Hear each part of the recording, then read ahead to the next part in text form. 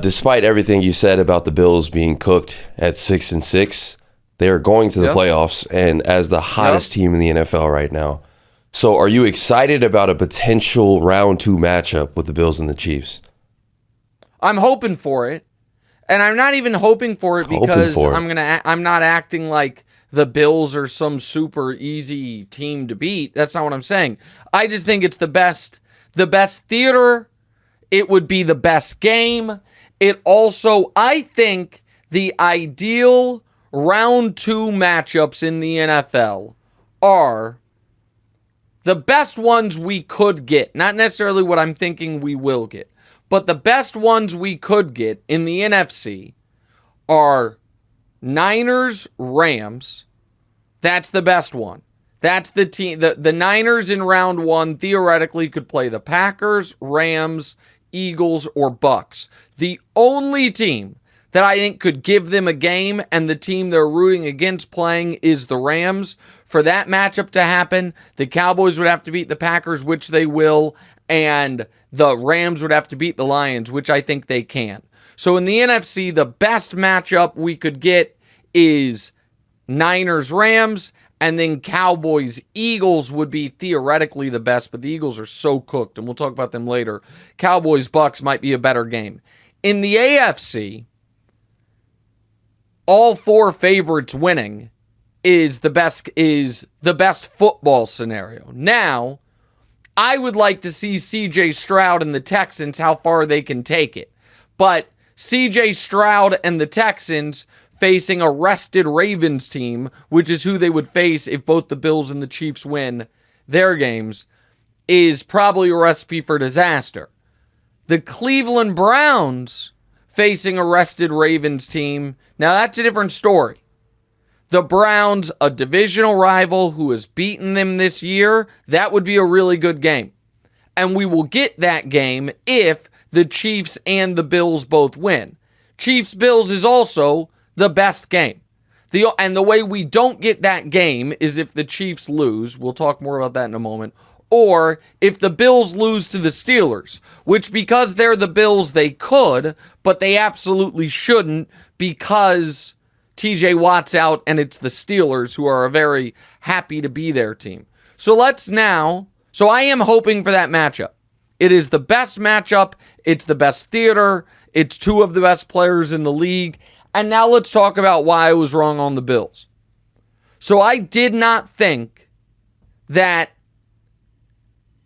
they could win 5 straight because I did not think Josh Allen would play 5 straight clean, good football games. I was right about the second half of that, but they didn't need that to win 5 straight. And credit to them for that. That was a team that seemed to be coming apart at the seams. In some ways, still does have a really weird dynamic between their 2 best players, Allen and Diggs, that doesn't seem to be fixed in any capacity, and they are winning despite that. And I guess you got to give credit to Sean McDermott, who was coaching for his job this last month and was able to keep it. Now, Bills fans, because they're always mad at me, are mad at me for this opinion, but I believe it to my core. Had the Jags won in the 1 o'clock window, then the Bills would have been playing a win and you're the 2 seed, lose and you're out of the playoffs game. That's what the scenario I thought was going to happen this weekend. The Steelers win Saturday, they did. The Jags win Sunday, they obviously didn't. And then the Bills, it's either 2 seed or nothing. If they were playing under that context, I think they would have folded after the 3rd terrible Josh Allen turnover. I do. They had the cushion of knowing they're in the playoffs no matter what. And if they lose that game, they're just running back this exact game, Dolphins hosting them in round 1. And I think that gave them a little more freedom in that football game. But the Bills are a tricky one, man. Their best player by far is their least reliable player, but he's the reason they won that game, and aside from the punt return, and also the reason they were positioned to lose that game. The Allen mistakes in that game were cartoonish. The first pick was awful. The second pick, Bills fans trying to be like, oh, it's like a punt because it was 4th down. It was 4th and 2. You know, the whole like, oh, it's like a punt. That's on 4th and 20 or 3rd and 20. On 4th and 2, you're not trying to punt.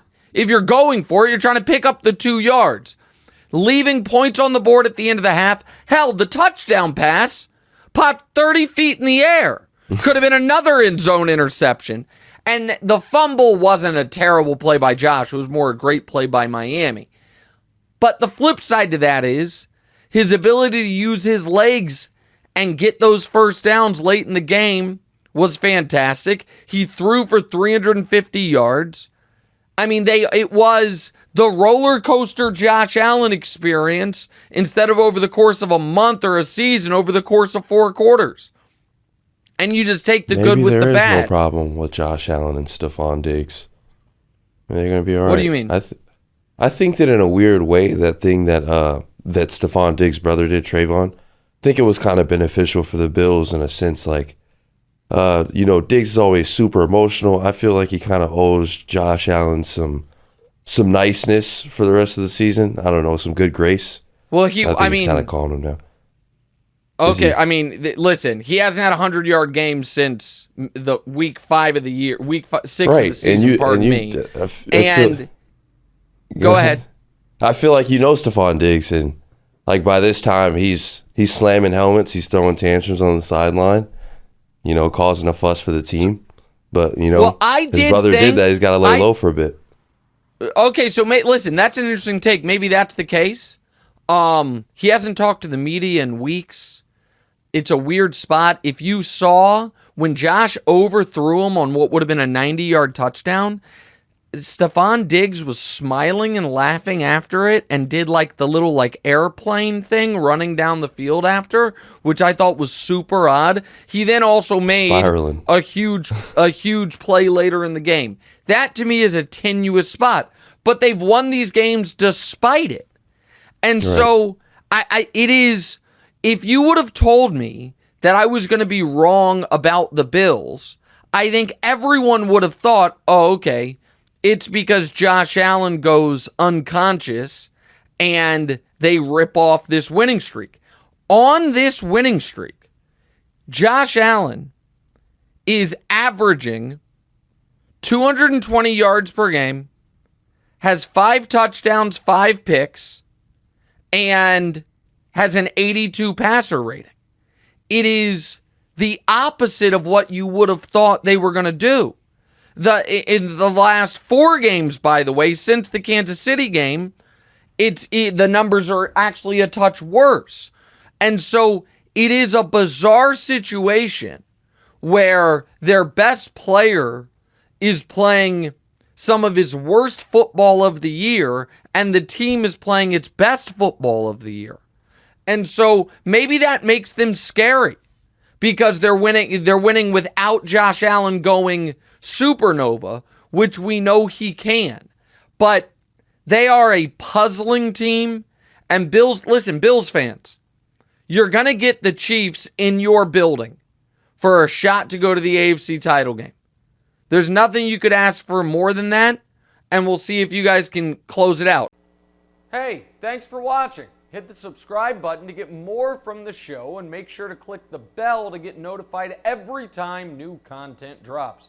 Check out full episodes of What's Right wherever you get your podcasts, or just click the link in the description below.